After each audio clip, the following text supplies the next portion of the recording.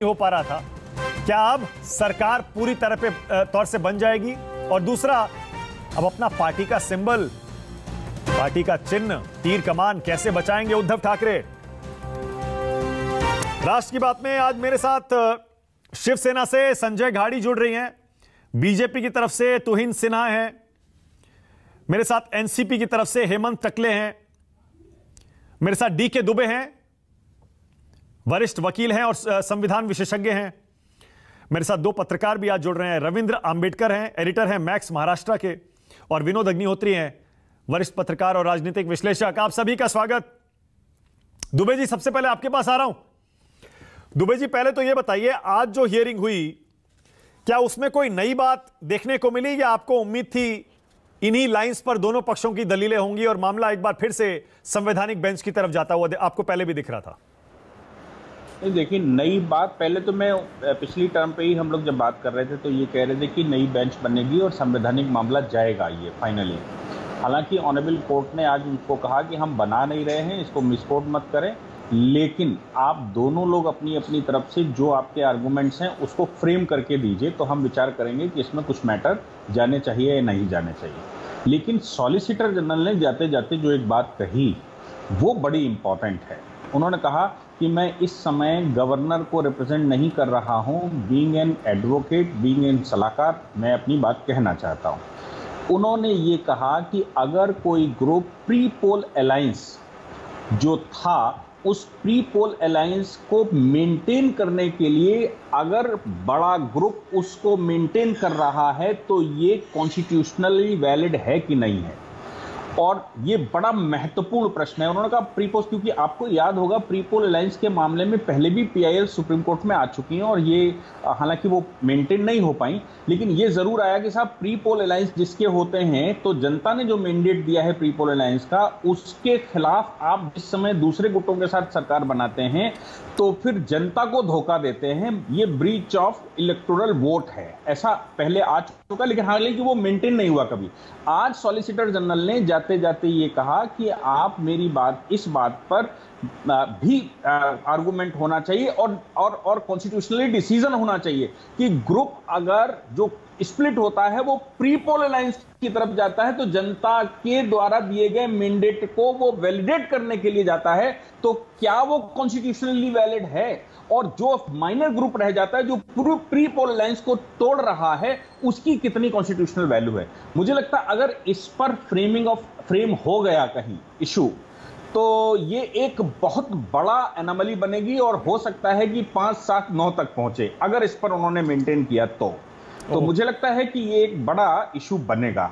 ये नई आज की आर्गुमेंट में नई बात आई। ओके दुबे जी, आपको लग रहा है अभी इस पे अब जाहिर है अगली सुनवाई तो 1 तारीख को है, लेकिन आपने जैसे बताया, मैंने भी बताया अपने दर्शकों को, संवैधानिक बेंच बनाई जा सकती है, ये एक संभावना सुप्रीम कोर्ट की आज की बेंच ने खुली रखी है। आपको लगता है कि जैसे आपने एक पॉइंट तो अभी भी बताया, कुछ ऐसे पॉइंट्स निकलेंगे जो कॉन्स्टिट्यूशन बेंच के पास जा सकते हैं और ये मामला 6 महीना, साल भर खिंच सकता है? देखो, ये 10th शेड्यूल के पैरा 2, पैरा 3 और पैरा 4 का मामला है। एक ग्रुप कह रहा है कि ये पैरा 4 में जाना चाहिए, एक ग्रुप कह रहा है पैरा 4 का मामला ही नहीं है, पैरा 2 का मामला है, जो इंटरनल डेमोक्रेसी पार्टी की होती है। और हर एक पार्टी की इंटरनल डेमोक्रेसी ये कहती है कि वो चुनेगी या वो निर्णय करेगी। तो कोई निर्णय एक व्यक्ति कैसे कर सकता है? वो अपने आप को पार्टी का मुखिया कह सकता है, आनुवांशिक रूप से मुखिया कह सकता है, लेकिन क्या कोई आनुवांशिक व्यक्ति ये निर्णय अकेले कर सकता है? पार्टी की डेमोक्रेसी है, हम डेमोक्रेटिक देश में रहते हैं। अब जो पैरा 3 की जो चर्चा हो रही थी, तो ये हुआ कि 91st अमेंडमेंट में पैरा 3 हटा दिया गया। अब वो पैरा 3 जो हटा दिया गया है, उसको हटाना कितना वैलिड था? इसलिए मुझे लगता है कि पैरा 2, पैरा 3 और पैरा 4 तीनों के ऊपर आर्गुमेंट होगा, और जो सॉलिसिटर जनरल ने कहा वो चौथा पॉइंट होगा। तो निश्चित रूप से अगर इन पर चार्ज फ्रेम होता है तो निश्चित रूप से ये कॉन्स्टिट्यूशनल बेंच को ही जाएगा, क्योंकि ये 3 जजेस उसको डिसाइड नहीं करेंगे। और 91st अमेंडमेंट की वैलिडिटी चूंकि चैलेंज हो रही है, आ रही है सामने, और ऑनरेबल चीफ जस्टिस ने खुद कहा कि हमें एक बात सिर्फ बता दीजिए कि किसी भी पार्टी के माइनर ग्रुप को लीडर मान लिया जाए, इस बात का इशू है। तो ये नई एनामली है, ये नई एनामली कॉन्स्टिट्यूशनल बेंच के पास जानी चाहिए। लेकिन मैं अभी कह नहीं रहा हूं कि कॉन्स्टिट्यूशनल बेंच के पास ले जाऊंगा या कॉन्स्टिट्यूशनल बेंच बनाऊंगा। पहले आप अपनी बात कह लीजिए नेक्स्ट डेट पर, और अपने जो आपके आर्गुमेंट्स हैं उसके इश्यूज मुझे बता दीजिए कि आपका ये इशू है, आपके द्वारा फ्रेमिंग की गई इशू के आधार पर हम डिसाइड करेंगे। ठीक है, लेकिन दुबे जी आज उद्धव गुट को एक राहत तो मिल गई ना, जब कोर्ट ने यह कह दिया स्पीकर कोई निर्णय अयोग्यता के नोटिस पर नहीं लेंगे। कम से कम थोड़ी बहुत राहत की बात तो उनके लिए है ना। नहीं, ये तो पिछली बार का ही ऑर्डर जो स्टेटस को है वो मेंटेन किया है कोर्ट ने कि भाई जब तक हम डिसाइड ना कर ले, वो उद्धव ग्रुप के फेवर में नहीं जाता। जैसे मैं पहले भी कह रहा था कि उद्धव ठाकरे ग्रुप के अगर डिस्क्वालीफाई भी कर देते हैं तो भी कोई फर्क नहीं पड़ रहा, उधर वालों को डिस्क्वालीफाई कर देते तो भी सरकार पर कोई फर्क नहीं पड़ रहा, सरकार तो चल ही रही। Right, okay. अब सवाल जो पैदा हो रहा है वो यही पैदा हो रहा है, क्या Uddhav Thackeray group internal democracy के आधार पर माइनर है या वो प्रिवेल करेगा कि नहीं करेगा। तो इंटरनल डेमोक्रेसी इसमें क्वेश्चन आ गया है पैरा 2 का, और वो बहुत इंपॉर्टेंट है। ठीक है, ओके। अभी शिवसेना बीजेपी महाशक्ति है इस शिंदे गुट के पीछे, और आप शिवसेना को खत्म करने के लिए साजिश कर रहे हैं, इसी का नतीजा देखने को मिल रहा है। जवाब दीजिए।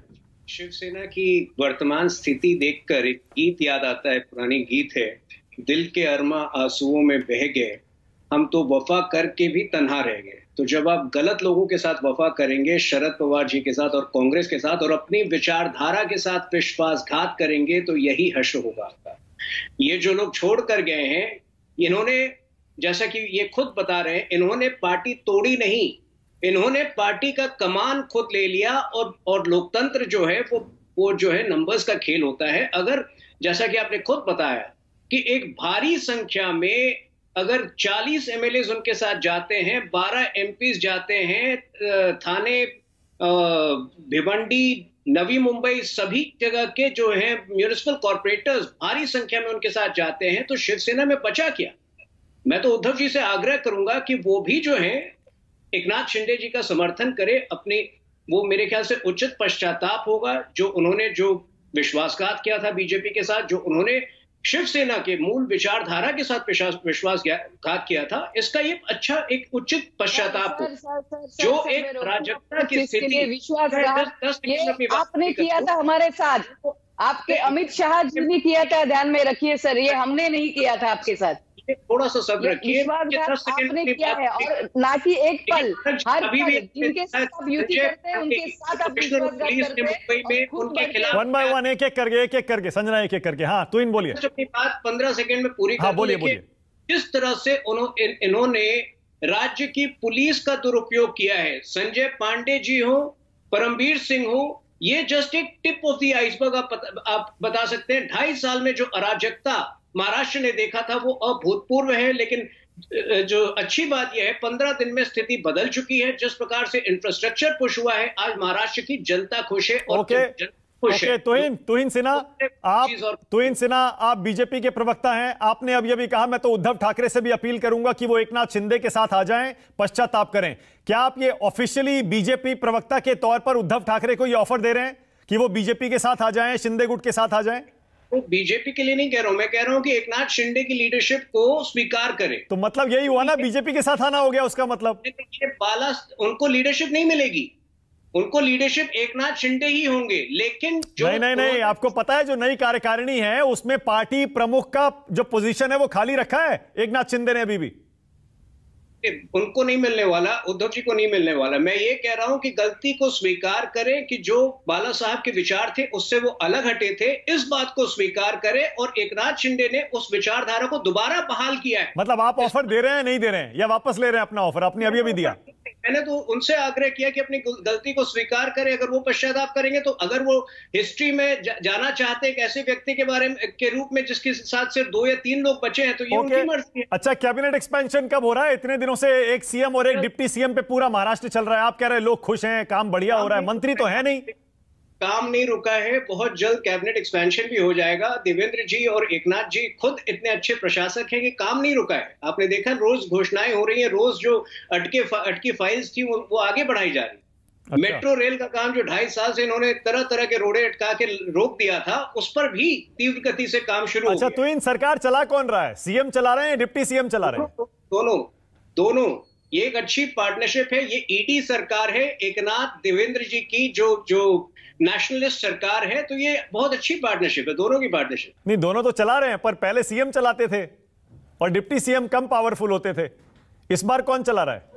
तो ये आप तय कीजिए, लेकिन मुझे लगता है इससे बेहतरीन पार्टनरशिप महाराष्ट्र ने पहले नहीं देखी है। और ये जो 35 साल पहले जो पहली बार हमारी जो एक कॉम्बिनेशन स्थापित हुई थी, पार्टनरशिप स्थापित हुई थी, ये उसकी स्पिरिट को याद दिलाता है। अच्छा, ये तीर कमान की जो लड़ाई है, क्योंकि देखिए जो शिंदे गुट है उनकी तरफ से कोई प्रवक्ता टीवी डिबेट में आता नहीं है, इसीलिए हमें इस तरह के सवाल या तो पत्रकारों से, विश्लेषकों से, कानून विशेषज्ञों से या बीजेपी प्रवक्ता से पूछने पड़ते हैं। मुझे पूछना पड़ेगा, आप कहेंगे शिवसेना का इंटरनल मैटर है, लेकिन फिर भी ये जो तीर कमान है तुहिन, इस पर किसका हक बनता है और कैसे होगा? ये मेरे ख्याल से ये इलेक्शन कमीशन को डिसाइड करने दीजिए। ये मेरा इस पर कुछ कहना उचित नहीं होगा, जब ये मामला ऑलरेडी जो इलेक्शन कमीशन को तय करना है। ओके दुबे जी, अब जरा ये बताइए, कानूनी तौर पर जब तीर कमान की लड़ाई शुरू होगी, ऐसा लग रहा है शिंदे गुट ने शुरू तो कर दी है ये लड़ाई, खबर ये आ रही है, ऑफिशियल नहीं है, कि नई कार्यकारिणी की जानकारी शिंदे गुट ने इलेक्शन कमीशन को दे दी है चिट्ठी लिखकर, और कैविएट वहां पर पहले से पड़ा हुआ है उद्धव गुट का। तो इलेक्शन कमीशन अब किस आधार पर यह तय करेगा कि यह तीर कमान किसको मिलना चाहिए? देखिए, जो इलेक्शन सिंबल कोड है उसके पैरा 15 में ये व्यवस्था दे रखी कि इलेक्शन कमीशन को डिस्क्रिशनरी पावर दी है, लेकिन सादिक अली का एक बड़ा जजमेंट ऑनरेबल सुप्रीम कोर्ट ने दिया था। सादिक अली का जजमेंट जब हम कहते हैं तो इंदिरा गांधी का वो मामला जो 1969 का था, उस मामले में एक डिटेल्ड ऑर्डर है, तो मुझे, और वही आज तक भी संविधान उसका है, संविधान उसका मतलब है सिंबल देने का, संविधान आज भी सादिक अली का ही जजमेंट है। तो सादिक अली के जजमेंट के अनुसार इलेक्शन कमीशन दोनों पार्टियों की तरफ से क्लेम मांगता है, और क्लेम मांगकर वो बैलेंस बिठाने की कोशिश करता है कि तराजू में बैलेंस किस तरफ जा रहा है, जिस तरफ बैलेंस जाता है उस तरफ दे देता है, और अगर डिस्प्यूट ज्यादा बढ़ता है तो सिंबल जब्त ही कर लेता है और नया सिंबल दोनों को दे देता है। तो इनमें से संभावना किसी के साथ भी कुछ भी हो सकती है, लेकिन जैसे विनोद जी कह रहे हैं, बिल्कुल सही बात तो ये है कि फाइनली नई पार्टी भी बीपी सिंह बनाते हैं और प्रधानमंत्री बन जाते हैं, तो जनता किसके साथ है ये फाइनल डिसाइड करेगा। हालांकि अभी तक शिंदे जी मुख्यमंत्री हैं और उनके पास शक्ति है, और शक्ति के साथ सलाम भी होता है। मैं इसलिए कह रहा हूं कि मूल पार्टी इंदिरा गांधी की मतलब टूट गई थी, लेकिन इंदिरा गांधी पावर में थी, और पावर में रहते हुए वो 1971 का वॉर हो गया, और 1971 के वॉर की वजह से इंदिरा गांधी को अब छूने वाला कोई नहीं बचा था उस समय। हालांकि ओरिजिनल पार्टी, मूल पार्टी कहीं और थी। तो ये सब कुछ पॉलिटिक्स अभी 2 साल। अब वाकई हिंदुत्व का रखवाला कौन है या हिंदुत्व के बारे में सबसे ईमानदार कौन है, ये फैसला जनता ही करेगी। आने दीजिए चुनाव, पता लगेगा। बहुत धन्यवाद आज राष्ट्र की बात में आने के लिए आप सबका। छोटा सा